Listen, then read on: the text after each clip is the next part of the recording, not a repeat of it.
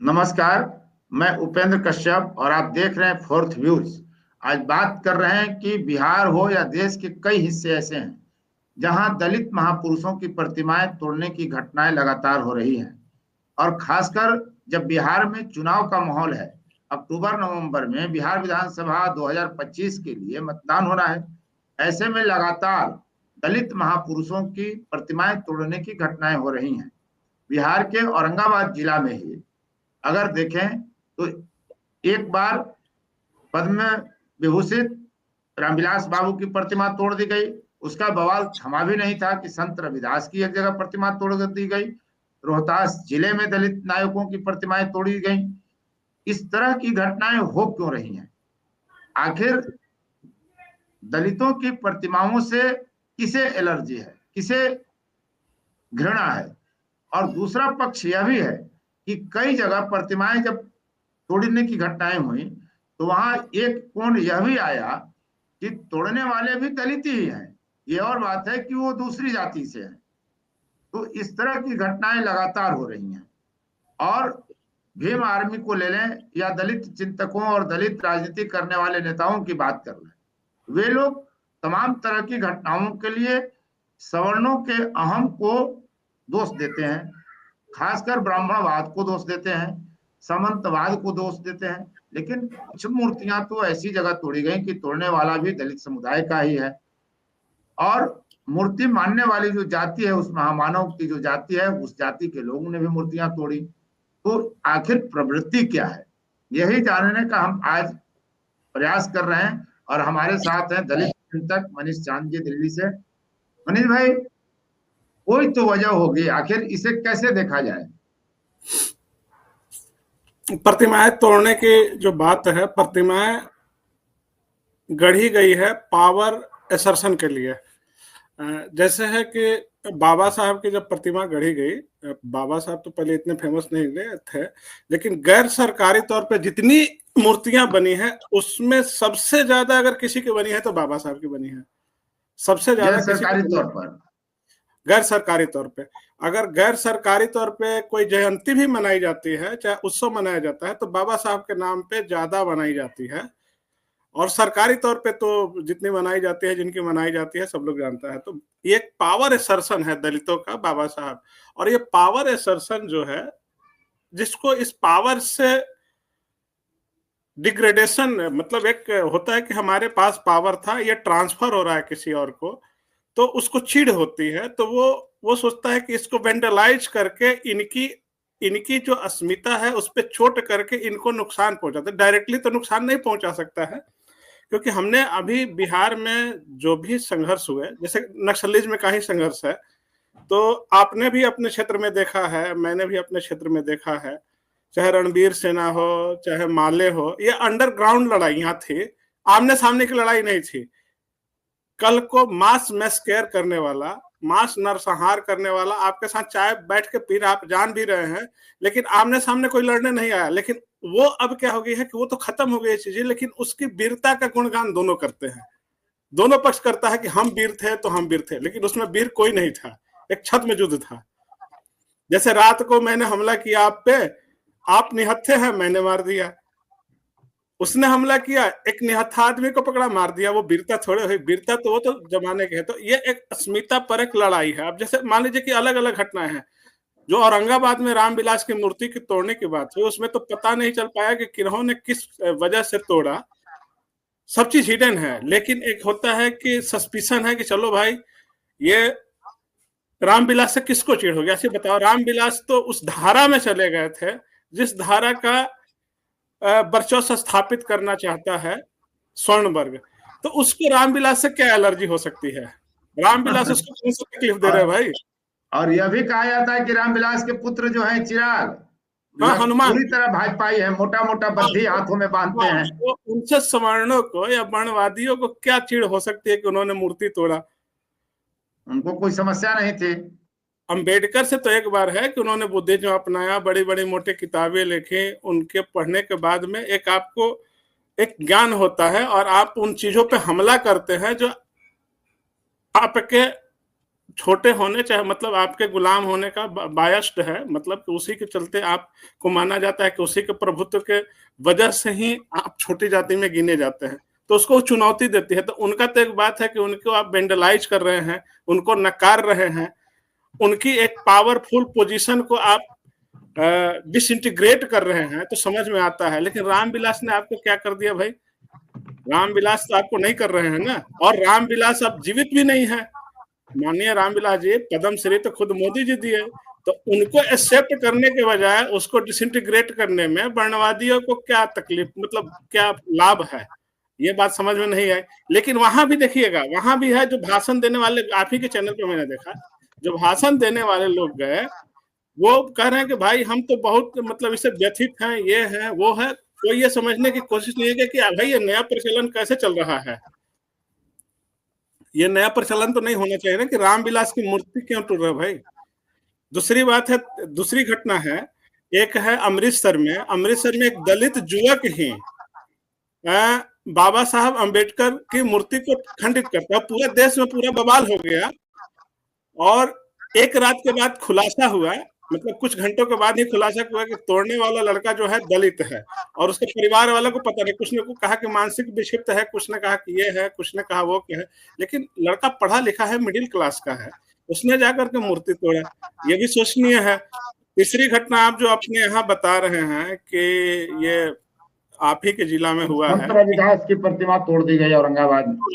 संत रविदास, शिरोमणि संत रविदास की प्रतिमा तोड़ी गई, वो भी उसमें पासवानों को ही जिम्मेदार आरोपित किया गया है। उसके पीछे की घटना भी आपका उसमें पूरा वर्णन है, वो प्रतिक्रियात्मक है। मतलब कहने का मतलब है कि जो है सरस्वती पूजा का प्रोसेसन निकाला, उसमें कुछ विवाद हुआ, उसके बाद विवाद में समझौता हुआ, उसके बाद उन्होंने चुनौती दे कि भाई तुम्हारा भी हम तोड़ेंगे, तो ये रिएक्शनरी हुआ, दो समुदाय के बीच में रिएक्शनरी हुआ। उसमें ही मानना है कि ये मतलब जातिगत भावना से नहीं हुआ, लेकिन कुछ लोग ऐसे तत्व हैं जिनको ये था कि हम आपकी तोड़ेंगे ही तोड़ेंगे, आपका मान, एक तो मान सम्मान है ना, एक पावर है, तो भाई तुमने हमारा प्रोसेसन नहीं जाने दिया, मैं भी तुम्हारा उत्सव को भंग करूंगा। ठीक, तो ये अलग अलग दृष्टिकोण है, लेकिन इसको इस परिप्रेक्ष्य में हम समझते हैं। जैसे मतलब अंग्रेज जब पावर में आ रहे थे, मुगल पीछे जा रहे थे, हार रहे थे, तो उस समय जो जमींदार थे, तो आप, अभी मैं पढ़ रहा था, भूप नारायण सिंह, कुंवर सिंह के पिताजी, कुंवर सिंह बड़े जमींदार थे, और उस समय चैत सिंह जो बनारस के राजा थे, टिकारी के भूमिहार के ब्रांच से टूट करके चैत सिंह जो बनारस के राजा कहे जाते हैं, उन्होंने अंग्रेजों के खिलाफ विद्रोह कर दिया। 1782 की बात है। उसमें भूप नारायण सिंह अंग्रेजों का साथ दिए, उन्होंने पूरा रसद, पूरा सेना, पूरा सब चीज पहुंचाया उनको, मतलब खाने पीने का सामान, चावल वावल, उनको सैनिकों को पूरा सहयोग दिया। तो जो पावर में रहता है उसके पक्ष में कि हम आपके पक्ष में हैं दिखाने के लिए, जो शोषित वर्ग है चाहे जो उससे पीड़ित है, उसी में डिवीजन हो जाता है। ये सत्य बात है। अब मान लीजिए कि हमको तो नहीं लगता है कि 20 साल पहले कोई दुसाध टोली में सरस्वती पूजा रखा जाता था, 30 साल पहले, चाहे इतना बड़ा अधिकार मिला था, नहीं था, इतना तो कोई जानता भी नहीं था। लेकिन अब क्या है कि भाई हिंदुत्व का राज है, हम हैं चिराग पासवान के सपोर्टर, हम तो सरस्वती पूजा निकालेंगे और चमारों से हम अपने को अलगाव करेंगे तो हमारा वैल्यू बढ़ेगा उस पॉलिटिक्स में। मानसिकता बन गई है लोगों की। हाँ, तो वो विवाद भी जानबूझ के कि हम थोड़ा दबंग रहेंगे, हम थोड़ा सा सामंती रहेंगे, तो सामंतवाद का तो राज आ गया, तो हमें भी उसमें थोड़ा सा हिस्सा मिल जाएगा। मतलब जो दलित चेतना बढ़ रही है, उससे दलित समुदाय अपने आप को मतलब थोड़ा सा सत्ता डिसइंटीग्रेट होता है। जैसे मान लीजिए कि आप पावरफुल एक जगह पे आए, आप जैसे मान लीजिए कि जिस समय माले का चाहे नक्सली मूवमेंट चलता था, तो एक रेयान शब्द है, रेयान शब्द में सब कुछ समटा जाता था, उसके बैनर तले आ जाता था। फिर आया अंबेडकर आए, तो अंबेडकर को पहले प्रोजेक्ट करने वाले, मान लीजिए कि हमारे यहाँ चमार पढ़े लिखे हैं, उन्होंने अंबेडकर को प्रोजेक्ट किया। पहले वो महार और चमार को एक ही बता देते थे कि भाई वो चमार जाति के थे। हमने तो ऐसा दौर भी देखा है कि जिसके मतलब जिस चमार के घर में अंबेडकर की मूर्ति है और हमारे घर में मतलब मान लीजिए कि पासवान उनके संपर्क में बाद में है, तो उनके घर में नहीं है तो उसको हे दृष्टि से देखते थे कि भाई तुमको तो ज्ञान ही नहीं है। अभी भी है वो प्रोसेस। तो ये डिसइंटीग्रेशन दोनों में जैसे एक जुड़ाव था, एक जाति से, एक अछूतपन के चलते, एक मोहल्ले में रहने से, लेकिन ये जो पॉलिटिकल विल आया ना, उसके चलते डिसइंटीग्रेशन तो हुआ है। उसमें हुआ है कि भाई अकेले तो कोई बना नहीं सकता है, सब कोई अपना साथी खोज रहा है। तो सब कोई अपना साथी किसको, तो जो प्रभुत्व वर्ग है उसको साथ लेने की सब में होड़ मची है। अब पिछड़े वर्ग है, कहता मतलब पिछड़ा वर्ग को अब लालू के साथ जाना हो और एक भूमिहार के साथ जाना हो तो लालू के साथ क्यों जाएगा, यादव के साथ क्यों जाएगा, नहीं जाएगा। तो वही बात है कि ये डिसइंटीग्रेशन का एक प्रोसेस है, ये तब तक चलता रहेगा जब तक इसमें जैसे चमचा एज से दलाल एज में बहुजन आंदोलन पहुंचा है। तो इसमें है कि हमारे पास 20 आदमी है, आप हमको कुछ वैल्यू दो, हम आपको 20 आदमी लाकर देंगे, इसके चलते हुआ है। और वो अमृतसर वाला भी यही कांड है कि वहां पे देखिए, वहां पे आप और कांग्रेस दलित राजनीति करती है, और दलितों में यह है कि हम ज्यादा अंबेडकर से एफिलिएशन दिखाएंगे तो ये हमको अपने में नहीं लेंगे। तो भाई ऐसा कुछ करो ना कि हमको नेता बना दे। तो इस तरह की भावना आई है कुछ लोगों में। तो ये प्रोसेस चलेगा, लेकिन इसको बुद्धिजीवियों को तय करना होगा, दलित बुद्धिजीवियों को, कि इसको कैसे हम रोकें, इस प्रोसेस को। ये रुकने की संभावना है या रोका जा सकता है? तो कैसे रोका जा सकता है? मान लीजिए कि वही लड़का जो आपके कह रहा है कि भाई ये जातिगत भावना नहीं है, कुछ लोग हैं उसमें बदमाश, तो उसमें एक संभावना उसने तो छोड़ दिया ना, और ये समझौता हो भी गया था। तो उसको भी है कि हम अकेले नहीं चल पाएंगे, इस समाज में भी है कि हम उनके बिना लिए नहीं चल पाएंगे। लेकिन पॉलिटिक्स हो गई है सामंतवाद की। पहले लोग गाना नहीं गाते थे, लेकिन अब गानों में भी अपनी जाति के वर्चस्व को लोग दिखाते हैं। इसका बहुत इम्पैक्ट जैसे पहले ये बदलाव दिखने लगा है समाज में। भूमिहार लोग का भी गाना आ गया है कि सब चीज हमारा ही है, तुम्हारा क्या है। और इस तरह के पहले मतलब डर लगता था कि साला कहीं नक्सली हमको मार मत दे, चाहे सरकार हमको जेल में बंद मत कर दे। लेकिन अब वो थोड़ा सा डर निर्भयता में बदली है, क्योंकि सत्ता सपोर्ट है। भाई तू गा, तुम्हारी स्वतंत्रता है, बाद में देखेंगे क्या होगा। तो उम्मीद तो हम लोग को करना चाहिए कि बेहतर ही हो, और दलित महापुरुषों या सवर्ण महापुरुषों किसी की प्रतिमा नहीं तोड़ी जानी चाहिए। नहीं, अब तो स्वर्ण मेरे में नहीं है ना कि प्रतिमा हम तोड़े, उससे तो कुछ उसको मिलने वाला नहीं, उसको तो सत्ता मिल गई, वो अब इस फिराक में नहीं है भाई। अब वो सोच रहा है कि न यादव आने वाले हैं, न कुम्हार आने वाले हैं, दलित तो आने ही वाले नहीं है।